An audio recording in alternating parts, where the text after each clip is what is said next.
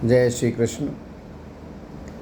अनेक वक्त्र नयनम अनेकाद्भुत दर्शनम अनेक दिव्याभरणम दिव्यानेकोद्यताद्युधम दिव्यमाल्यंबरधरम दिव्यगंधानुलेपनम सर्वाश्चर्यमयं देवमनंतं विश्वतोमुखम। भगवान का जो स्वरूप है, जो अर्जुन ने देखा कि जिनके अनेक मुख और नेत्र हैं, अनेक तरह के अद्भुत दर्शन हैं, अनेक अलौकिक आभूषण है, हाथों में उठाए हुए अनेक दिव्य आयुध हैं, इनके गले में दिव्य माला है, अलौकिक वस्त्र पहने हुए हैं, इनके ललाट शरीर पर दिव्य चंदन कुंकुम आदि लगा हुआ है। ऐसे संपूर्ण आश्चर्यमय अनंत रूपों वाले, सब तरफ से मुखों वाले देव को भगवान ने अर्जुन को दिखाया। विराट रूप से प्रकट हुए भगवान के जितने मुख और नेत्र दिख रहे हैं, वे सब के सब दिव्य हैं। विराट रूप में जितने प्राणी दिख रहे हैं, उनके मुख, नेत्र, हाथ, पैर आदि सब अंग विराट भगवान के हैं, कारण कि भगवान स्वयं ही विराट रूप प्रकट हुए हैं। अनेकाद्भुत दर्शनम का अर्थ है कि भगवान के विराट रूप में जितने रूप दिखते हैं, जितनी आकृतियाँ दिखती हैं, जितने रंग दिखते हैं, जितनी उनकी विचित्र रूप से बनावट दिखती है, सब की सब अद्भुत दिख रही है।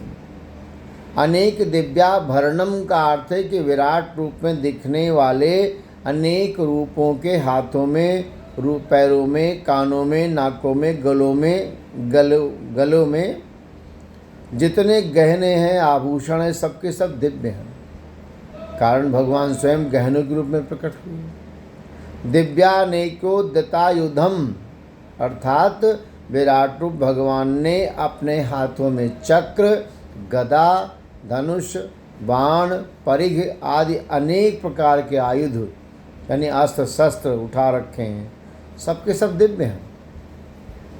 दिव्य माल्यंबरधरम विराट रूप भगवान ने अपने गले में फूलों की, सोने की, चांदी की, मोतियों की, रत्नों की, गुंजाओं की अनेकों तरह की मालाएं धारण कर रखी हैं, सभी दिव्य माला है।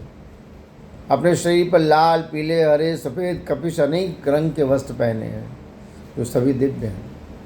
दिव्य गंधानुलेपनम का अर्थ है विराट रूप भगवान ने अपने ललाट पर कस्तूरी, चंदन, कुमकुम आदि गंध के जितने तिलक किए हैं, शरीर पर जितने लेप किए हैं, सबके सब दिव्य हैं। सर्वाश्चर्यमयम देवम अनंतम विश्वतोमुखम, इस प्रकार देखते हुए चकित कर देने वाले अनंत रूप वाले, चारों तरफ मुख ही मुख वाले अपने परम ऐश्वर्यमय रूप को भगवान ने अर्जुन को दिखाया।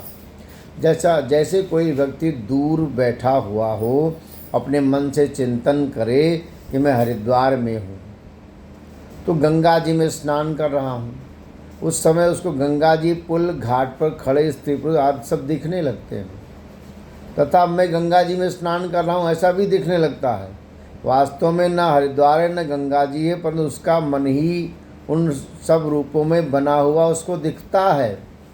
ऐसे ही भगवान ही अनेकों रूपों में, उन रूपों में पहने हुए गहनों के रूपों में, अनेक प्रकार के आयुधों के रूप में, अनेक प्रकार की मालाओं के रूप में, अनेक प्रकार के वस्त्रों के रूप में प्रकट हुए हैं।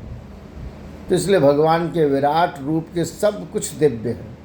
श्रीमद् भागवत में बात आती है कि जब ब्रह्मा जी बछड़ों और ग्वाल बालों को चुरा कर ले गए, तो भगवान कृष्ण स्वयं ही बछड़े ग्वाल बाले बन गए। बछड़े और ग्वाल बाल ही नहीं, बल्कि उनके बेंत, सींग, बांसुरी, वस्त्र, आभूषण आदि भगवान स्वयं बन गए। श्रीमद् भागवत में 10वें स्कंद में 13वां अध्याय का 19वां श्लोक में ये बात कही गई है, आप उसमें देख सकते हैं। तो भगवान के अंश जीव का सब कुछ आश्चर्यमय बताया गया। भगवान की विलक्षणता भी अनंत है। देवी सूर्य सहस्त्रस्य भवेद्युगपदस्थिता यदि भासदृशी सा स्याद् भासस्तस्य महात्मनः।